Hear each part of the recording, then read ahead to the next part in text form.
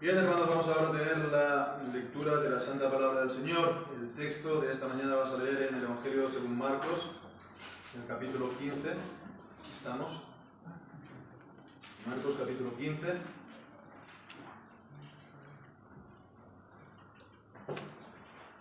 Y vamos a leer desde el versículo 16 hasta el 20. Marcos 15, versículos 16 al 20. Y dice así la palabra del Señor. Entonces los soldados lo llevaron dentro del atrio, que es el pretorio, y convocaron a toda la cohorte, y lo vistieron de púrpura, y le pusieron una corona tejida de espinas, y comenzaron a saludarlo: «Salve, Rey de los judíos», y lo herían en la cabeza con una caña, y le escupían, y lo adoraban hincadas las rodillas. Y cuando lo hubieron escarnecido, le quitaron la púrpura y le vistieron sus propios vestidos y lo sacaron para crucificarlo. Amén. Y el Señor bendiga su santa palabra. Tras la sentencia a muerte por Pilato, ya los últimos momentos de vida del Señor Jesucristo se precipitan ya como un torrente. Y lo primero, pues, es lo que hemos leído.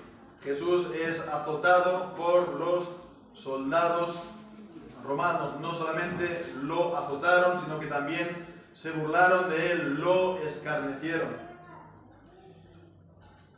En el versículo 16, lo primero que se nos dice es que lo llevaron dentro del atrio, es decir, el pretorio. Es el atrio del pretorio. ¿El pretorio qué es? El pretorio era donde el magistrado, el gobernante, residía, y allí donde él ejercía sus funciones. Tradicionalmente se ha considerado que el pretorio que habla aquí es la llamada Fortaleza Antonia, que estaba situada en aquel tiempo en la parte noroeste del templo. Y bueno, pues todavía quedan en Jerusalén algunos restos, algunas piedras de esta antigua fortaleza, y actualmente pues parece ser es un convento. Eso ha sido tradicionalmente, porque ahora recientemente la opinión, digamos, más común es que se trate de la residencia de Herodes, que estaba al oeste de la ciudad de Jerusalén. Ya no en el templo, sino al oeste de Jerusalén. Bueno, de una manera o de otra, Jesús fue escarnecido y azotado. Se nos dice que fue por toda la cohorte. La cohorte era una compañía de soldados romanos que el número variaba entre 200 y 600. Si fuera pues seguramente un número pues no sería al completo 600 hombres. En todo caso era toda la cohorte, todos los soldados de la cohorte presentes en Jerusalén.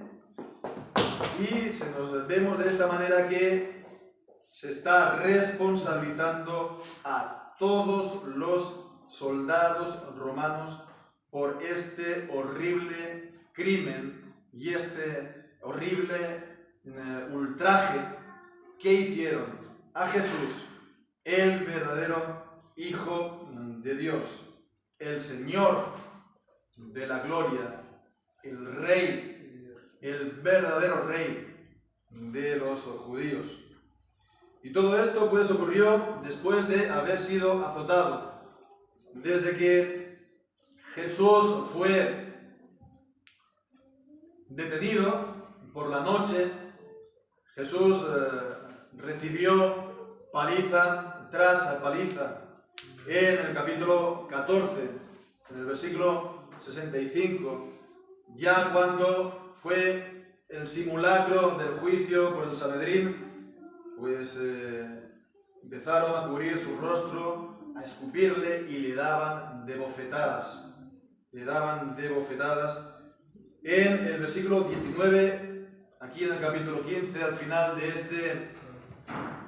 de este texto que hemos leído, dice que lo herían, le golpeaban en la cabeza con una caña, pero sobre todo vemos lo que dice aquí en el versículo 15, no lo hemos leído, pero era justamente la continuación de la sentencia de Pilato.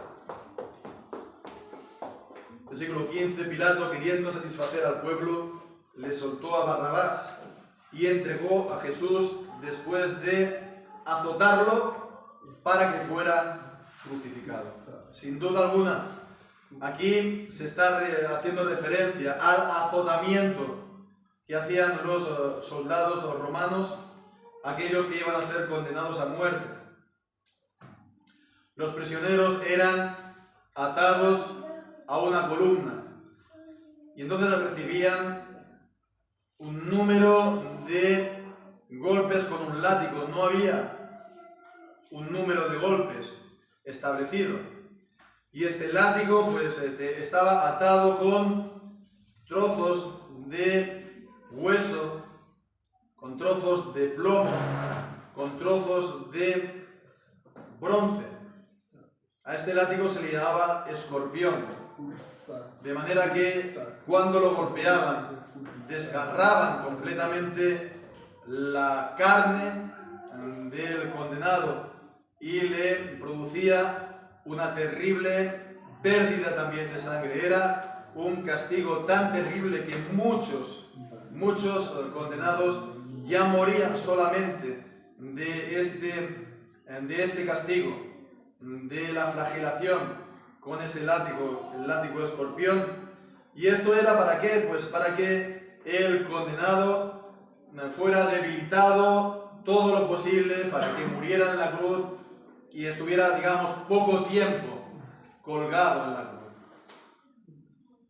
Bien, pues dejando por un momento de lado la crueldad de los soldados y la crueldad también de la práctica, no podemos quedar un momento con los sufrimientos físicos, esa tortura terrible que sufrió Jesús. Los sufrimientos físicos de Jesús fueron reales. Fueron sufrimientos también en su alma, pero también en su cuerpo, y lo llevarían a la muerte, una muerte real, física, real. Unos tormentos inimaginables, insoportables. Y Jesús los soportó voluntariamente. Esos sufrimientos que al final iban a causarle la muerte, que le iban a costar la vida. Su carne era desgarrada a cada golpe y su sangre salpicaba por todas partes. Su sangre era rociada por todas partes y salpicaba a todos los que estaban ahí. Y la vida de Jesús a cada golpe se le iba yendo. Entonces vemos que ya Jesús estaba ofreciendo su vida antes de morir en la cruz. Ya estaba Él ofreciendo su vida en sacrificio y derramando su sangre como sacrificio.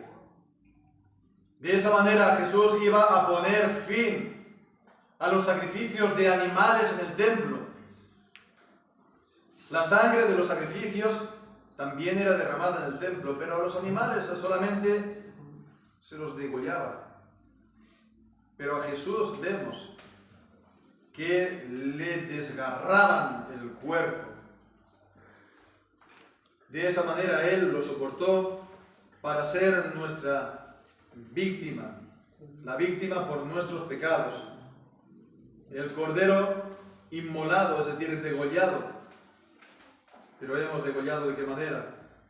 Tal como dice Primera de Pedro, capítulo 1, versículos 18 y 19, sabiendo que habéis sido rescatados de vuestra vana manera de vivir, la cual recibisteis de vuestros padres, no con cosas corruptibles como oro o plata, sino con la sangre preciosa de Cristo, como de un cordero sin mancha y sin contaminación, ya ordenado desde antes de la fundación del mundo, pero manifestado en los postreros tiempos por causa de vosotros.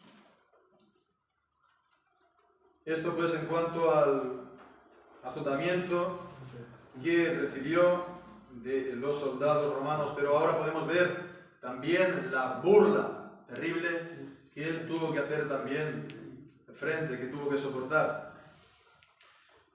Y en el versículo 17 se nos dice que lo vistieron de púrpura. Si lo comparamos esto con el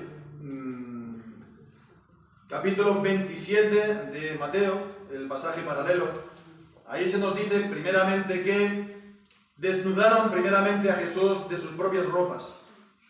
Le quitaron sus propias ropas, aquí no se nos dice, pero leemos al final que cuando lo hubieron escarnecido, el versículo 20, le vistieron de sus propios vestidos.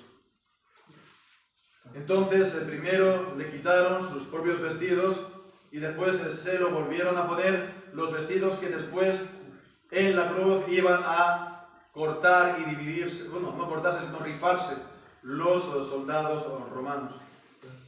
Y de nuevo, pues, en el versículo 17 se nos dice que lo vistieron de púrpura. Los vestidos de color púrpura eran en la antigüedad carísimos y eran solamente algo propio de los reyes. En el Evangelio, según Mateo, en el capítulo 27, también en el texto paralelo, en el versículo 28, se nos dice que era pues un manto de color escarlata, es decir, rojizo. El púrpura era lo que llamamos nosotros violeta y allí se nos dice que era rojizo.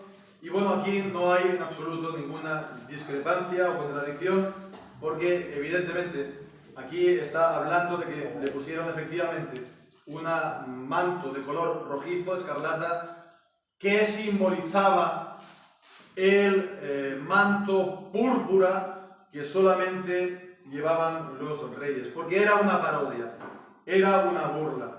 Todos sabían pues de que no era algo real, sino que estaban ahí haciendo pues ese teatro para reírse de Jesús. Jesús dijo, no negó que él era el rey de los judíos. Pues ellos, los soldados, dijeron así, pues vamos a ver ahora, a hacerle los honores. Vamos a honrar debidamente al rey, burlándose entonces de lo que Jesús decía, pero de lo que Jesús realmente era. Esa burla continuó con esa corona de espinos, seguramente serían de zarzas, espinos como también rosales, pero bueno, en todo caso esos espinos entrelazados que se lo pusieron en la cabeza para burlarse de que él era el rey, simulando entonces la corona de un rey, pero al colocarse, por lo tanto, clavar los espinos en la piel de Jesús, produciéndole más derramamiento de sangre y haciendo, por lo tanto, que estas espinas se le quedaran clavadas en la piel, de manera que no se los podía quitar sin arrancarle también la piel. De esa manera se burlaban de que él es el rey de Jesús, de los judíos. Pero no solamente hicieron esto, porque también en el versículo 18 se nos dice que se burlaron por medio del saludo. Comenzaron a saludarlo, salve, rey de los judíos. Es claro también que están aquí burlándose de él y están haciendo la parodia del saludo típico de los emperadores romanos, ¿no? Salve o ave, César. En el versículo 19 se nos dice que lo herían, es decir, lo golpeaban en la cabeza con una caña. En el pasaje también de Mateo, pues en el versículo 28 se nos dice que habían puesto esa vara, esa caña, mejor dicho, en la mano de Jesús. Era otra burla. Eso pues era para parodiar, para burlarse de la vara de mando del rey. Y le pusieron una caña. Y no solo eso, sino que después cogieron esa caña y le golpearon en la cabeza. Pero no solo eso, sino que también vemos que en el versículo 19, en el mismo versículo, lo escupían. Como ya antes habían hecho en el Sanedrín, lo escupieron. Y también se ponían de rodillas para adorarlo, para darle honores, como a Dios. A los emperadores romanos, a algunos, no todos, le daban honores, lo adoraban como dioses. Normalmente ya muerto, solamente hubo un emperador al cual se le honró como a Dios en vida, y eso causó también, parece, un gran escándalo. Pero aquí lo hacen a Jesús, se hincaban la rodilla y lo adoraban, se postraban a él como a un rey divino. Y al mismo tiempo, por lo tanto, que hacían eso, lo escupían. Lo escupían. Vemos en todo caso esa mezcla de maldad y de crueldad, de repetir lo que Jesús decía de sí mismo, lo que Jesús era, para también reírse de él.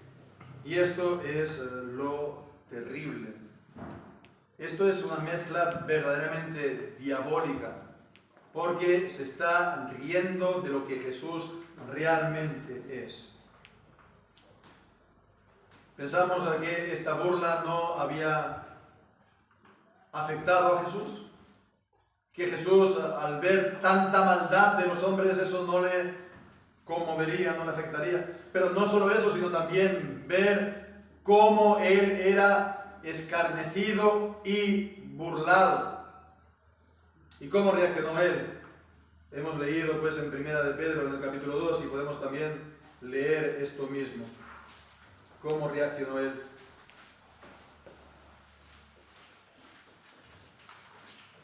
¿Qué gloria es esta?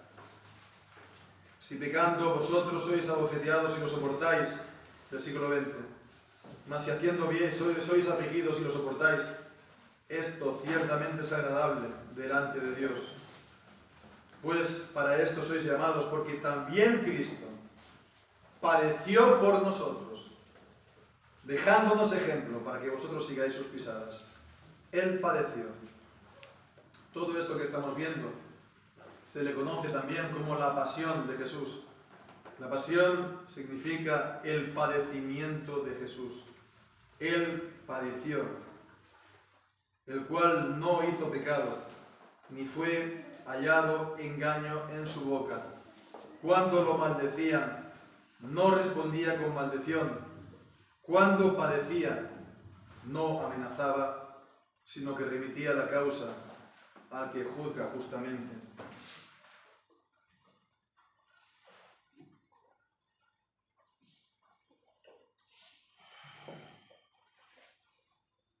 ¿Qué podemos entonces al final, hermanos, sacar de todo esto, digamos, a modo de aplicación para nosotros? Podemos ver una serie de ideas.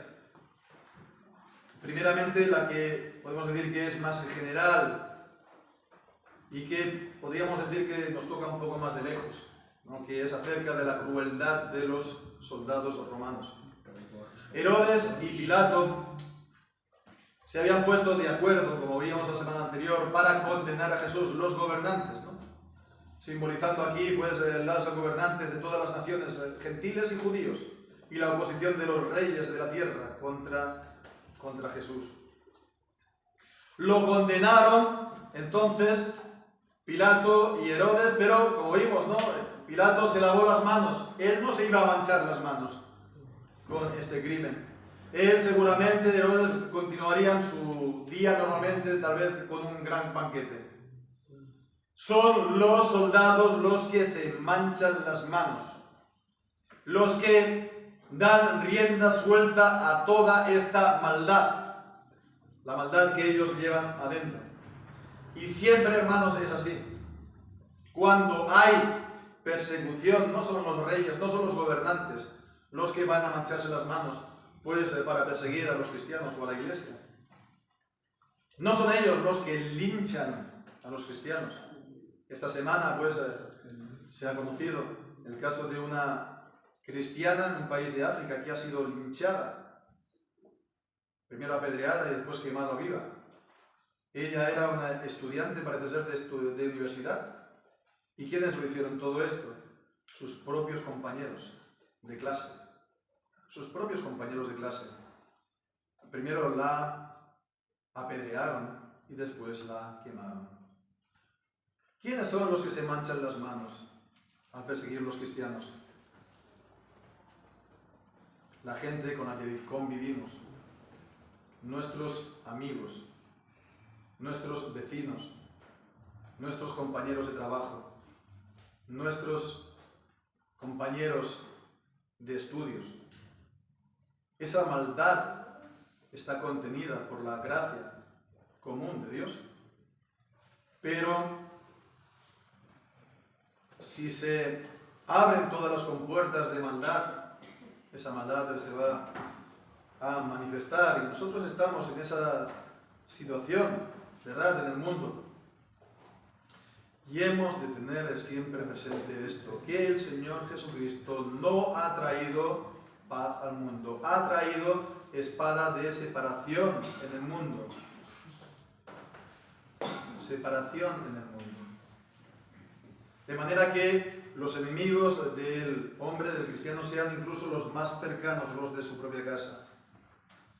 Hemos de recordar lo que dice el Señor Jesucristo. Hemos de ser astutos como serpientes, sencillos como palomas, porque vemos, es la gente común con la que convivimos los que primeramente van a alzar la mano contra nosotros, llegado el caso, si el Señor permite que su maldad se manifieste de esta manera. Oremos, por supuesto, que así no sea y que nosotros podamos ganarlos y podamos entonces también reflejar lo que hizo el Señor Jesús. Hemos leído. Esto que hizo el Señor Jesús fue para nuestra salvación, pero Él también nos ha dejado ejemplo para que nosotros sigamos sus pisadas. Para que cuando seamos difamados, cuando seamos perseguidos, cuando seamos atacados, no amenacemos, no busquemos nosotros la propia venganza, sino que remitamos todas las cosas a Dios, aquel que juzga la causa de sus hijos justamente.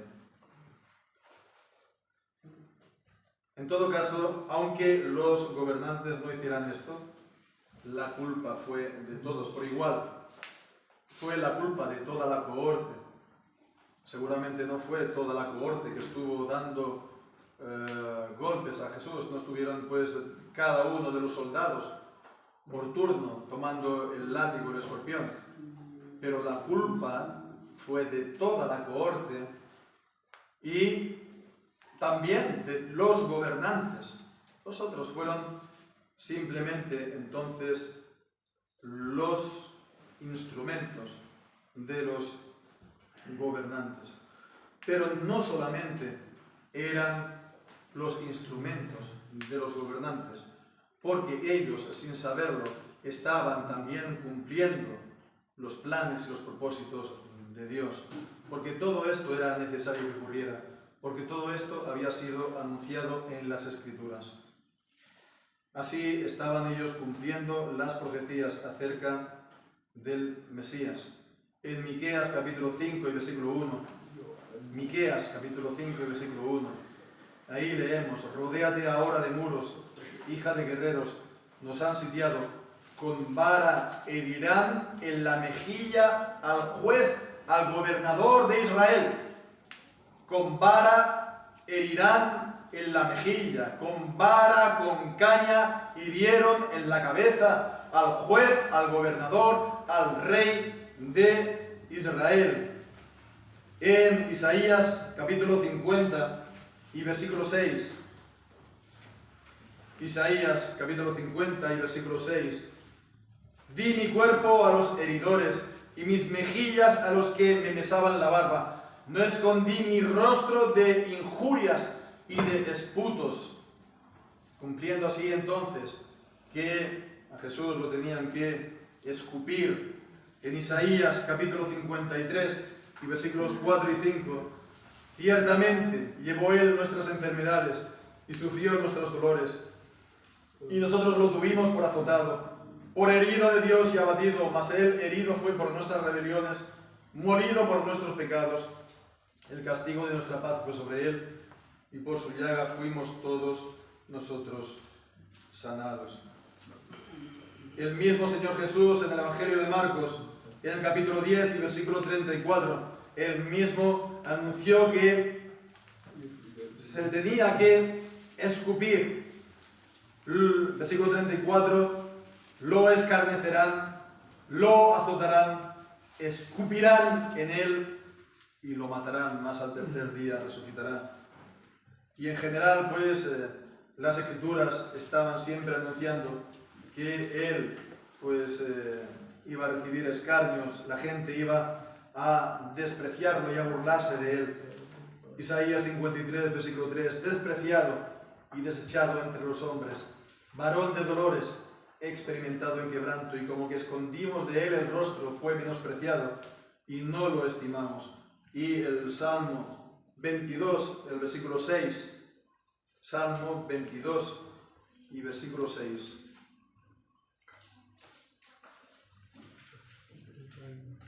Mas yo soy gusano y no hombre, oprobio de los hombres y despreciado del pueblo.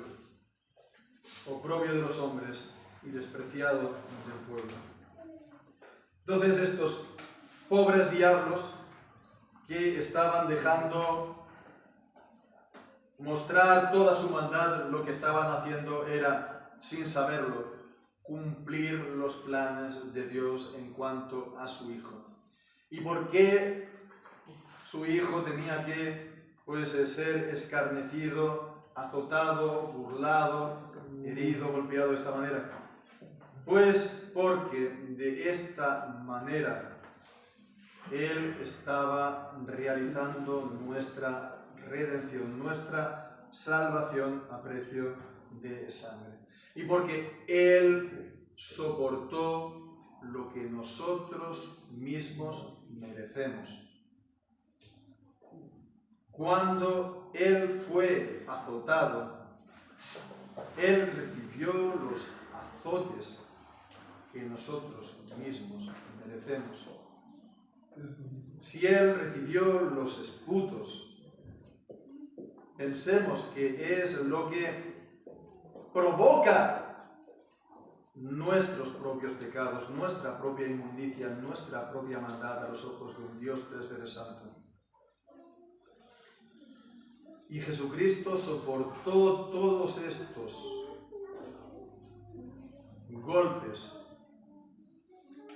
para recibir, que nosotros recibamos la salvación.